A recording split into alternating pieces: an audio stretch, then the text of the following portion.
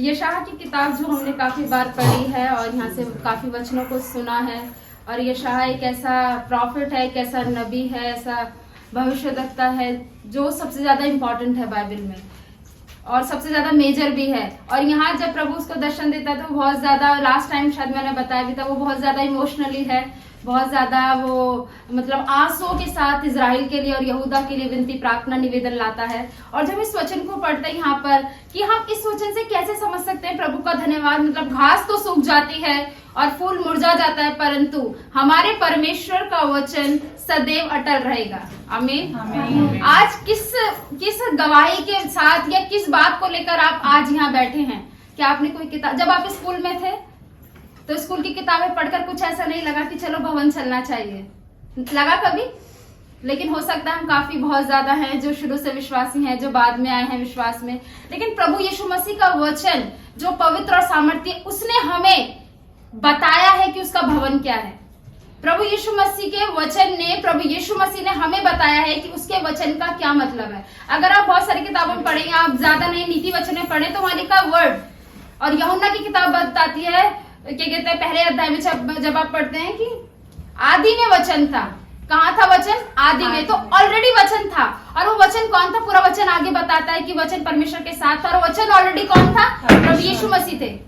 कौन थे वो? ऑलरेडी प्रभु यीशु मसीह था। मतलब वचन का बहुत ज्यादा महत्व है, और वचन ही है जिसके द्वारा आज हम सब बैठे हैं और प्रभु की हमद सिताइश और उसकी आराधना कर रहे हैं। हालेलुया।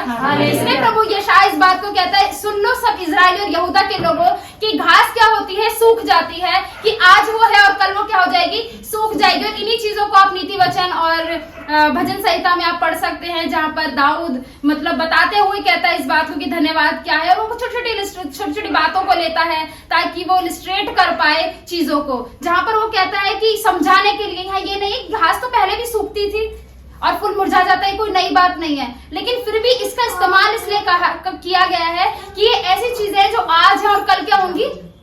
खराब हो जाएंगी, व्यर्थ हो जाएंगी, फेंक दी जाएंगी। लेकिन प्रभु का वचन क्या ऐसा है? सदैव अटल रहेगा, सदैव अटल रहने वाला परमेश्वर है। आमीन। जब हमारे दुख परेशानी होते हैं, हमें सबसे ज्यादा मजबूती या हियाव कहाँ से मिलता है? परमेश्वर से। और परमेश्वर को आपने किससे जाना? आपके हाथ में कुछ चीज होगी बड़ी सी। हालेलुया। किससे जाना आपने? प्रभु यीशु मसीह को वचनों से। एक बार आपने पासवान से सुना और दूसरी बार आपने सारी चीजों को कहां से जाना? उसके दर्शन से, जो आज हमारे हाथों में है। तो इसलिए वचन, प्रभु का वचन बताता है कि उसका वचन सदा सर्वदा अटल रहने वाला क्या है? वचन है। सोचो, जब प्रभु यीशु मसीह खुद हमारे लिए आए एक वचन के रूप में, और इस दुनिया में हमारे लिए क्या है? एक वचन बनकर, और वो वचन क्या बन गया? हमारे जीवन को कंप्लीटली क्या कर दिया? चेंज कर दिया। तो हम परमेश्वर का इस बात के लिए धन्यवाद करें, प्रभु तेरे उसी जीवित वचन ने हमें क्या बना दिया? तुझसे प्रेम करने वाला, तेरे भय में रहने वाला, तुझ में बने रहने वाला बना दिया। किसके द्वारा आपको ये चीजें पता चली? वचन के द्वारा। और जब हम वचन में बढ़ते चलते हैं, 1 साल हुआ, 2 साल हुआ, 4 साल हुए, वही वचन हमें क्या लगने लगता है? लाइटली। वही वचन हमें क्या लगने लगता है कि ठीक है, वचन ही तो है। लेकिन यही वो वचन है जिस वचन के द्वारा पौलुस को मिला और दर्शन पार पूरा जीवन बदल गया। हालेलुया। हालेलुया। इस बात का धन्यवाद करें, वही एक पौलुस था जो परमेश्वर के लोगों का विरोध करता था, लेकिन जिस दिन प्रभु का दर्शन मिला और उसका जीवन बदल गया, जिस दिन आपको ये दर्शन मिला, जिस दिन ये रेवलेशन आपके हाथों में आया, उसके द्वारा आज आप भवन में हैं। अगर ये रेवलेशन नहीं मिलता तो हम यहाँ नहीं होते। आज भी काफी लोगों के पास ये नहीं है, और हम देख सकते हैं वो कहाँ कहाँ है। आपको जो जगह भी नहीं पता वो वहां है, लेकिन प्रभु हमारे आने जाने की सुधि रखता है। तो प्रभु का हम इस बात में धन्यवाद करें, प्रभु तेरे वचन जो अटल है, जो सदा सर्वदा रहने वाला है, वो क्या नहीं होगा? बिगड़ेगा नहीं। हम एक बार निकालेंगे भजन संहिता, उसका 64 अध्याय और उसका 1 पद पढ़ेंगे। बुक खोलते ही सीधा वही निकला है। निकालेंगे 64 अध्याय, भजन संहिता 64 अध्याय। लास्ट वीक कुछ परेशानियां थी और प्रभु ने एक वचन दिया, और वचन देखना क्या था? कोई भी पढ़ देगा भजन संहिता 64 उसका 1 पद। पहला, हाँ, 1 पद। हे परमेश्वर, जब मैं तेरी दुहाई दूं तब मेरी सुन। शत्रु के उपजाए हुए भय के समय मेरे प्राण की रक्षा कर। आमीन। किसके भय के उपजाए हुए? किसने भय उपजाया है? शत्रुओं ने। किसने भय उपजाया है? हमारे दुश्मनों ने। कौन है हमारा दुश्मन? शैतान जो हमारे अंदर किस चीज को पैदा करता है, डर को, भय को, नेगेटिविटी को। हमें जहां हम पहाड़ पर रहते हैं प्रभु यीशु मसीह के साथ, शैतान बार बार हमें कहां लाने की कोशिश करता है, जमीन पर। लेकिन उसका वचन कहता है कि वो शस्त्रों के उपजाए भय से क्या करेगा, तेरी रक्षा करेगा, तेरी रक्षा करेगा, नाम बाय नाम सबकी क्या करेगा, रक्षा करेगा। उसने ऐसा वायदा किया। और उसका वचन कैसा है, ये शाह क्या लिखता है, उसका वचन सदा सर्वदा अटल रहने वाला पर क्या है, वचन है। घास तो सूख जाएगी, फूल मुरझा जाएगा, लेकिन प्रभु का वचन क्या रहेगा, सदा सर्वदा अटल रहेगा। यदि हम उसके जन हैं और प्रभु ने हमें यह अवसर दिया है कि हम उसके भवन में आज मौजूद हैं, तो धन्यवाद करें प्रभु, वही तेरे अटल वचन के द्वारा आज हम अटलता के साथ तेरी उपस्थिति में बने हुए हैं। पौलुस को बार बार नहीं कहा प्रभु यीशु मसीह ने मेरे पीछे चल, मेरे पीछे चल। एक बार दर्शन काफी था। बार बार उसको क्या दमस्कस के रोड पे प्रभु यीशु मसीह मिले? नहीं। क्या पीटर के बाद इतना उसने इनकार किया, सब चीजें की, प्रभु को उसको बहुत बार समझाना पड़ा, लेकिन जब प्रभु यीशु मसीह चले गए और लास्ट आखिरी टाइम मिलना हुआ, प्रभु उसको सब कुछ समझा गए और उसके अकॉर्डिंग पीटर ने करना शुरू किया। जब पौलुस को एक बार दर्शन मिला, वो समझ गया, लेकिन वचन तो हर समय हमारे साथ है। हम कितनी बार इसको समझते हैं? वचन क्या है हमारे पास? वन टाइम है, एक बार है। वचन हमारे पास सदा सर्वदा रहता है।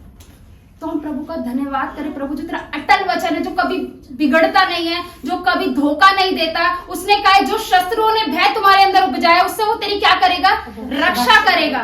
क्या करेगा? तेरी रक्षा करेगा। लेकिन उस रक्षा के लिए हमें क्या करना है?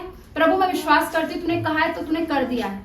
अगर मैं कहकर ये बात कहूं कि पता नहीं प्रभु करेगा, इट मीन्स हमने उस अटलता पर भरोसा नहीं किया। इट मीन्स हमने प्रभु के वचनों पर भरोसा नहीं किया। हम परेशान हैं, हम दुखी हैं, और ये भी है कि पता नहीं होगा कि नहीं होगा। ये हमें अटल रहना नहीं सिखाती, लेकिन अटल रहना हमें प्रभु में मजबूत रहना, प्रभु में डीप एक जड़ की तरह मजबूत रहना क्या सिखाता है? प्रभु का वचन, कि शायद आज परेशानी टल जाएगी, वो मुरझा जाएगी, वो खत्म हो जाएगी, लेकिन मेरा वचन सदा सर्वदा बना रहेगा।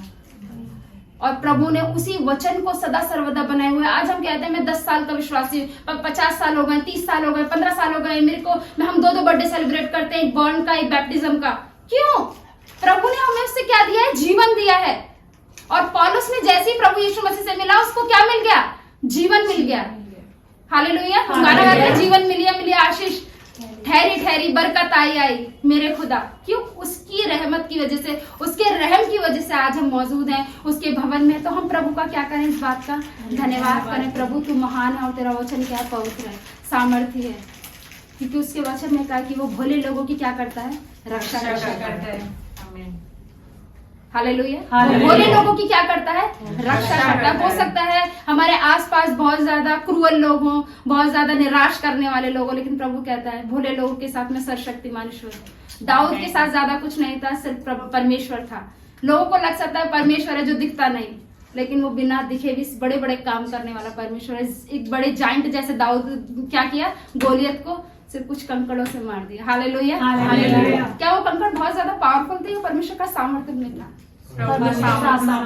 आमीन। तो अगर वो चीजें चेंज हो सकती हैं, तो आप सोच के देखिए, जब परमेश्वर के अटल वचन के द्वारा आप उसकी भवन में मौजूद हैं, आप परमेश्वर का धन्यवाद कीजिए। प्रभु जिस स्थिरता के साथ तूने मुझे वो चुना था, आज तक वो स्थिरता क्या हुई मेरे जीवन में बनी हुई है। और प्रभु का धन्यवाद करें कि सच में परेशानियां टल जाएंगी, मुसीबतें हैं वो खत्म हो जाएंगी, लेकिन प्रभु का वचन सदा सर्वदा एक समान रहेगा। जो आज है वही कल होगा। आमीन।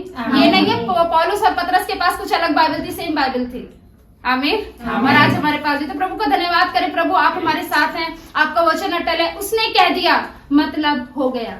प्रभु ने कहा और चीजें बनती चली गई। आज जब आप इन जीवित वचनों का इस्तेमाल करते हैं, विश्वास कीजिए आप 100% बैटल जीत गए। मैं 1% की भी छूट नहीं दे रही। 100% आप जीते हुए विजयी और जयवंत विश्वासी हैं, अगर आप प्रभु के वचनों को, वो जो अटल स्थिर रहने वाला परमेश्वर पकड़े रहते हैं तो।